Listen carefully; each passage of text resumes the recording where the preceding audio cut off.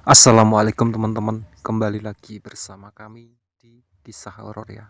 Kali ini saya akan bercerita Lingsir Wengi Tembang 2 Kesaktian Ki Bamantara episode 9 ya.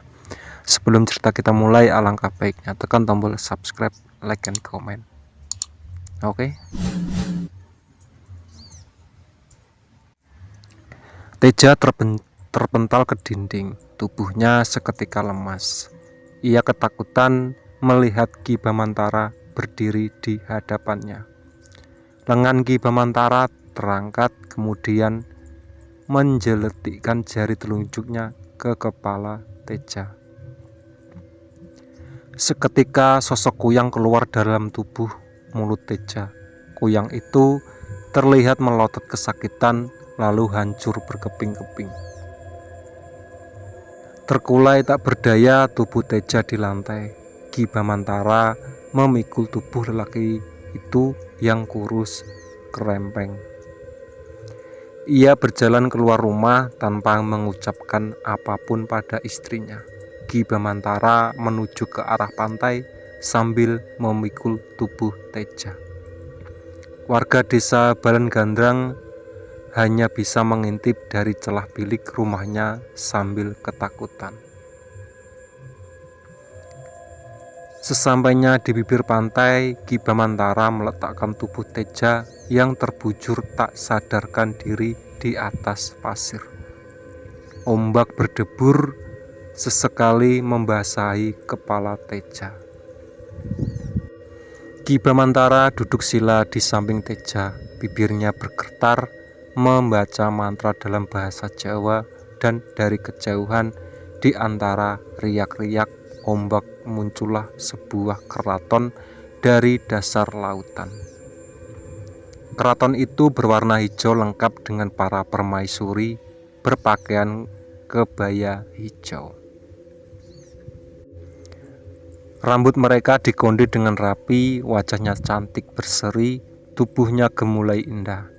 Di tengah-tengah para permaisuri ada seorang ratu di atas singgasana dengan mahkota emas di kepalanya. Ia mengenakan kain batik yang sangat bagus disarungkan pada pinggangnya yang gemulai. Juga mengenakan kebaya hijau dan selendang hijau yang menjulur menyentuh lautan. Dia Nyi Roro Kidul, ratu dari segala jin penguasa laut selatan. Teja ketahui ternyata sakitnya Ki Bamantara selama ini bukan karena teluh kiriman Teja, tapi karena kemarahan Nyi Roro Kidul. Ya, Nyi Roro Kidul belum memaafkan perlakuan Ki Bamantara terhadap Sartika. Untuk itu ia terserang penyakit aneh yang membuat Ki Bamantara tidak bisa bangun dari tidurnya selama berbulan-bulan. Teluh kiriman Teja sama sekali tidak mempan terhadap Ki Bamantara sekalipun menggunakan waringin sungsang. Ki Bamantara terlalu sakti untuk diteluh oleh siapapun. Tapi kesaktian Nyi Roro Kidul tidak ada tandingannya. Tidak sanggup Ki Bamantara melawan Nyi Roro Kidul. Selama tertidur itulah ruh Ki Bamantara dibawa kabur oleh jin utusan Nyi Roro Kidul. Ia dibawa ke keraton untuk menjadi seorang hamba melayani Nyi Roro Kidul selama berbulan-bulan. Ia dijadikan tukang kipas keraton yang sepanjang hari dan malam hanya berdiri mengipas-ngipasi Nyi Roro Kidul yang duduk di singgasana. Setelah menjadi hamba, Ki Bamantara memohon agar bisa dikembalikan ke raganya. Nyi Roro Kidul menyanggupinya, asal ia memberikan seorang pengganti. Maka Tejalah satu-satunya orang yang tepat untuk ditumbalkan, karena lelaki itu akhir-akhir ini lancang sekali mengusik keluarga Ki Bamantara. Teja terbangun. Ia mendapati dirinya di bibir pantai dan terkejut melihat kemegahan sebuah keraton di tengah lautan. Dari kejauhan ia memperhatikan dua orang lelaki berbadan kekar, tapi berkepala kuda mendekat ke arahnya. Hanya sekejap mata, dua lelaki itu sudah ada di hadapan Teja. Mereka menarik paksa lengan Teja dan menyeret lelaki itu ke keraton Nyi Roro Kidul. Sementara itu, Ki Bamantara berlutut sambil tertunduk di bibir pantai. Kedua telapak tangannya dirapatkan di atas kepala. "Matur nuwun Kanjeng Gusti," ucap Ki Bamantara sambil terus tertunduk. 1 minggu setelah Teja ditumbalkan pada Nyi Roro Kidul, Ngartasih bermimpi didatangi Sartika, manusia kesayangan Nyi Roro Kidul. Dalam mimpi itu, Sartika mengatakan kalau Nyi Roro Kidul menginginkan anak dalam kandungan Ngartasih. Oleh sebab itu, di pagi hari Ngartasih menangis tersendu-sendu di depan tungku perapian.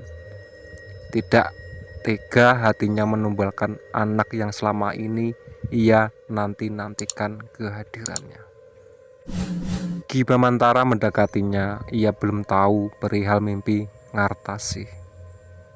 "Ada apa, Ngartasih?" "Anak kita, Ki. Anak kita mau diambil Nyi Roro Kidul." Mendengar pernyataan istrinya, sontak saja Ki Bamantara terkejut bukan main. Keningnya berkerut, ia mondar-mandir tidak karuan di dapur. Bingung apa yang harus dilakukan. Mimpi istrinya benar-benar seperti balok yang menghantam kaca. Hatinya pecah berkeping-keping. Ia tidak mungkin merelakan anaknya digondol Nyi Roro Kidul. Itu hal yang paling konyol yang pernah ia bayangkan. Setelah bertahun-tahun hidupnya dihabiskan untuk menantikan seorang anak, tapi setelah akhirnya Ngartasih hamil, malah akan diambil Nyi Roro Kidul. Ki Bamantara lantas pergi ke pantai, dibakarnya kemenyan sambil komat kamit memanggil Nyi Roro Kidul. Yang datang malah Sartika. Perempuan itu berjalan dengan anggun di atas air. "Nyi Roro Kidul, mau anakmu atau kau harus menukarnya dengan 50 anak-anak kecil yang akan dijadikan penghibur keraton," kata Sartika dengan nada dingin. "Baik, aku akan usahakan. Tanamlah ini di halaman belakang rumah tumbalmu," lanjut Sartika sambil menyodorkan sekantung biji kotoran kambing. Maka malam itu juga Ki Bamantara menanamkan butir demi butir biji kotoran kambing itu di rumah-rumah warga. Ia benar-benar tidak peduli apapun yang terjadi asalkan anaknya selamat. Setiap rumah yang penghuninya punya anak kecil pasti ia tanamkan biji kotoran kambing di halaman belakangnya. Tidak ada yang mengetahui aksi Ki Bamantara. Ini karena warga Balagandang tertidur pulas malam itu.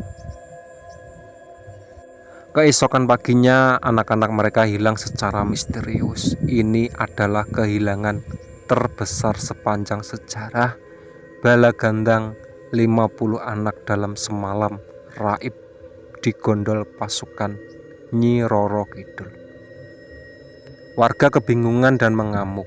Siapa lagi yang di Balagandang yang patut mereka curigai selain Ki Bamantara? Setelah hilangnya Teja, mereka benar-benar yakin kalau anak-anak mereka juga hilang gara-gara Ki Bamantara. "Kita perang sajalah, aku sudah tidak sanggup hidup seperti ini," ujar salah satu warga memprovokasi. Betul, sorak puluhan warga yang sudah siap membawa parang, bambu, panah, pisau, dan balok, dan benda lainnya yang bisa menghabisi Ki Bamantara. "Aku ndak takut mati.